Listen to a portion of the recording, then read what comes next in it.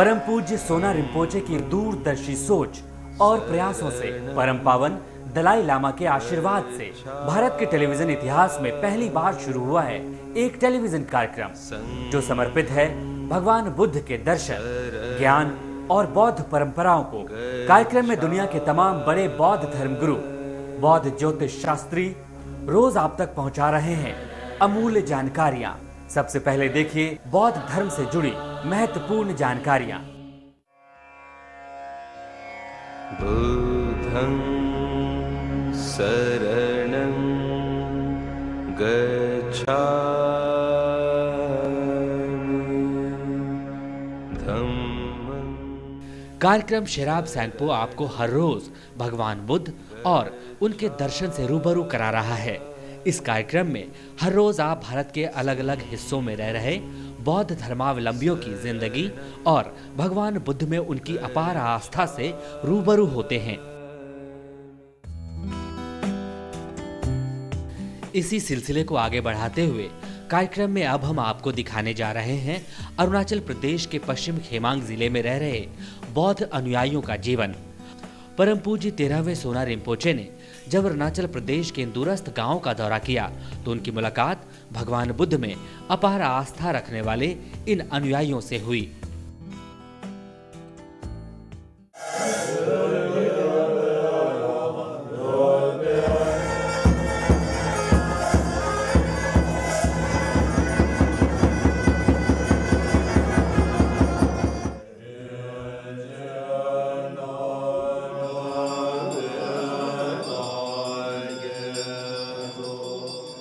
कार्यक्रम शेराब सैंगपो के पिछले एपिसोड में आपने देखा अरुणाचल प्रदेश की पश्चिम खेमांग जिले की लाग्याला मोनेस्ट्री में परम पूज्य 13वें सोना रिम्पोचे ने बड़े भव्य तरीके से पूरी की शोक पूजा। इस शोक पूजा में जितनी तल्लीनता से परम पूज्य 13वें सोना रिम्पोचे ने मंत्रोच्चारण किया, उतने ही उत्साह से लाग्याला मोनेस्ट्री में इकट्ठा हुए सभी लामाओं और श्रद्धालुओं ने भी मंत्रोच्चारण किया और पूजा में अपनी भागीदारी निभाई।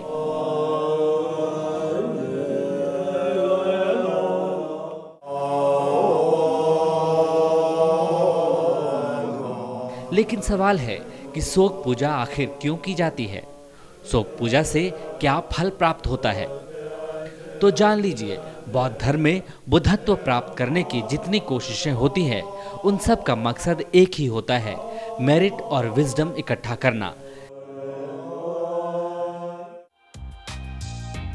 यानी अपने अंदर भक्ति की भावना पैदा करना, भगवान बुद्ध के प्रति खुद को समर्पित करने की शक्ति पाना, हृदय में करुणा दया विकसित करना और सांसारिक मोह माया से मुक्ति का ज्ञान हासिल करना।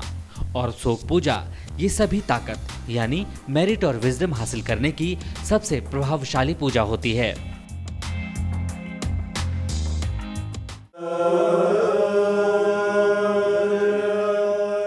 माना जाता है कि शोक पूजा के दौरान गुरु रिम्पोचे खुद आकर शोक पूजा करने वाले तमाम श्रद्धालुओं को आशीर्वाद देते हैं। इसलिए श्रद्धालुओं की तमाम इच्छाएं शोक पूजा के बाद पूर्ण होती हैं। शोक पूजा सर्व कल्याण के लिए भी किया जाता है। अगर किसी इलाके में महामारी फैली है, अकाल आया है या युद्ध का संकट गहराया हुआ है, तो शोक पूजा से इन तमाम संकटों से मुक्ति मिलती है।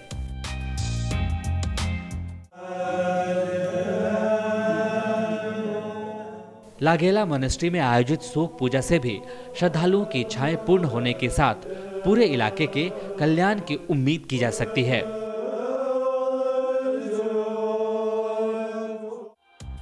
कार्यक्रम के अगले एपिसोड में आप देखेंगे परम पूज्य 13वें सोना रिम्पोचे की खलकतांग यात्रा की कुछ और दिलचस्प झलक।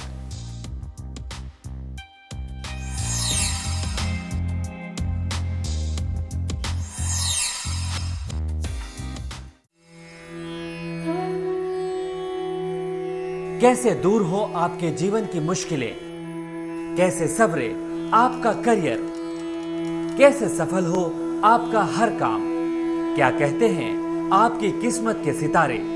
जानिए सटीक होने वाली बौद्ध भविष्यवाणियां।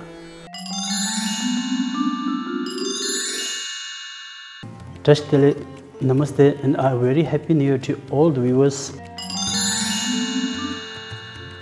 14th January 2011, day Friday and 10th lunar day of 11th month. Day for people who are born under bird, monkey and sheep.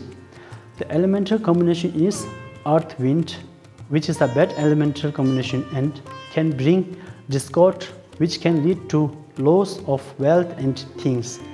Meeting of robbery and thief is possible on this day. Wishes may become less productive or ineffective.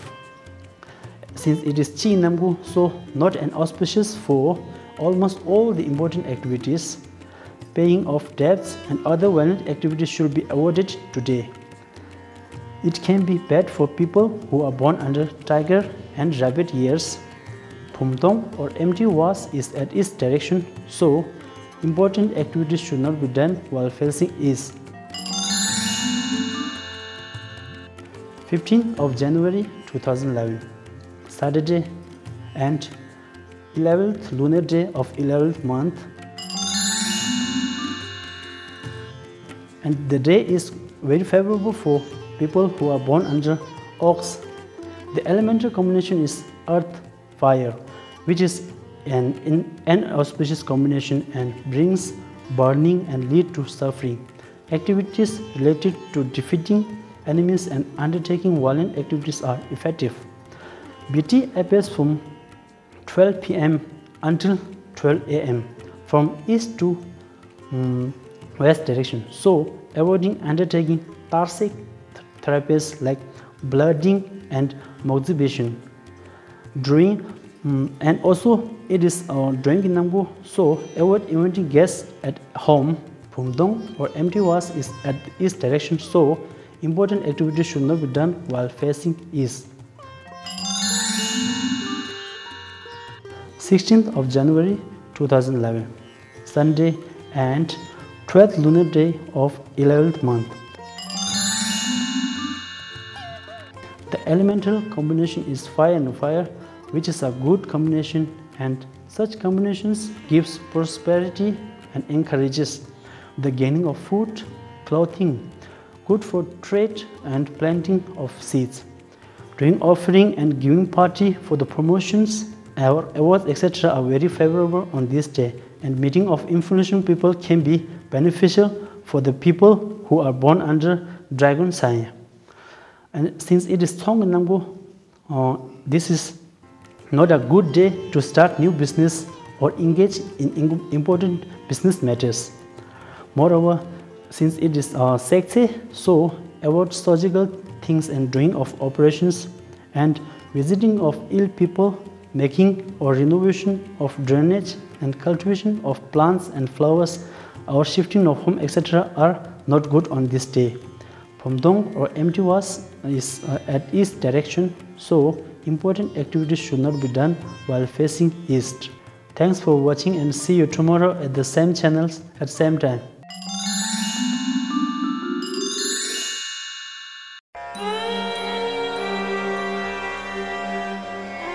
बुद्धं शरणं गच्छामि धम्मं शरणं। भगवान बुद्ध पूरी दुनिया के मार्गदर्शक हैं। इनके दिखाए रास्तों को अपनाकर हर कोई ज्ञान की रोशनी पा सकता है और अपना जीवन सफल बना सकता है। लेकिन आज भी बहुत लोग ऐसे हैं जो भगवान बुद्ध के दर्शन और बौद्ध धर्म के सिद्धांतों से अनजान हैं। इसलिए कार्यक्रम शराब सैंगपो में भारत ही नहीं बल्कि दुनिया के एक न एक सबसे बड़े बौद्ध धर्मगुरु हर रोज धर्म ज्ञान देते हैं। तो सुनिए आज का अमूल्य धर्म ज्ञान। अरुणाचल प्रदेश में बोमडिला के कॉलेज के छात्रों को बौद्ध धर्म की सही राह दिखा रहे हैं बौद्ध धर्मगुरु परम पूज्य 13वें सोना रिम्पोचे।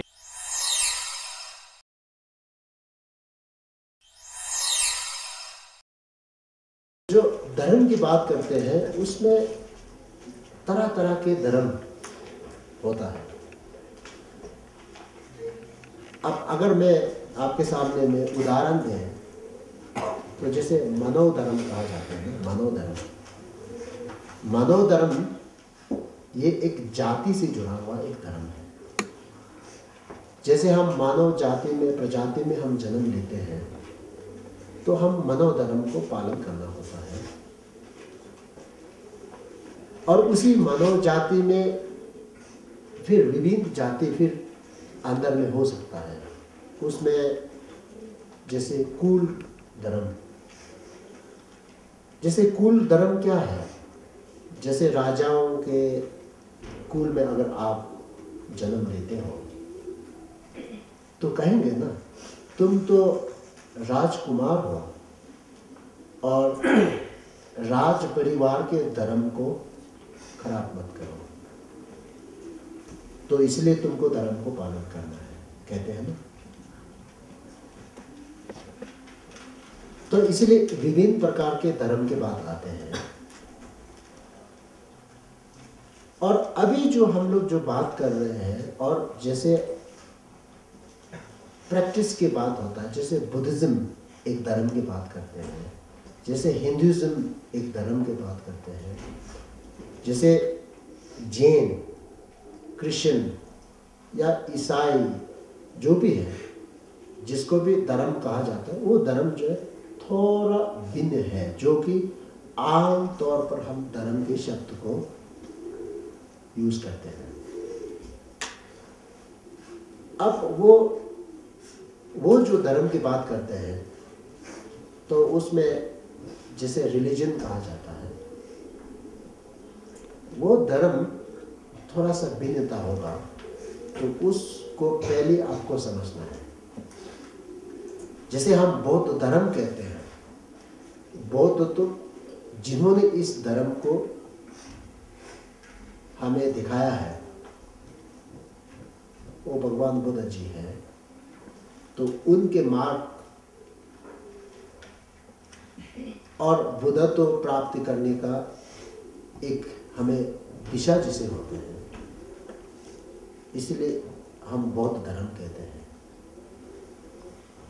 अब उसी बुद्धत्व के जो हमारे लक्ष्य, उसका सब जोड़ करके धर्म के जब बात कहते हैं, तो ये धर्म का अर्थ क्या होना चाहिए? पहला तो ये समझ लीजिए, ये धर्म जो जाति धर्म वाला धर्म की मीनिंग नहीं है। जैसे मानव धर्म बोलते हैं, उस धर्म से भी भिन्न है। तो अभी जब ये धर्म की बात करते हैं, जिसको हम लोग क्षय कहते हैं, क्षय अपने भाषा में क्षय, तो उस क्षय का धर्म का अर्थ होता है आपको, जैसे कि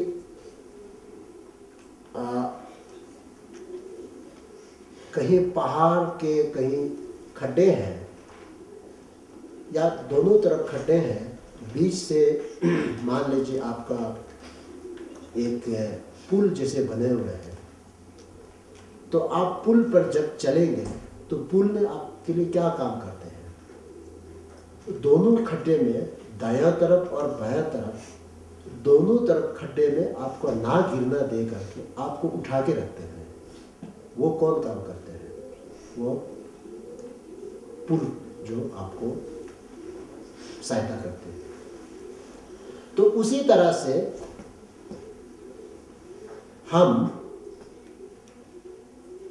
इस संसार के दो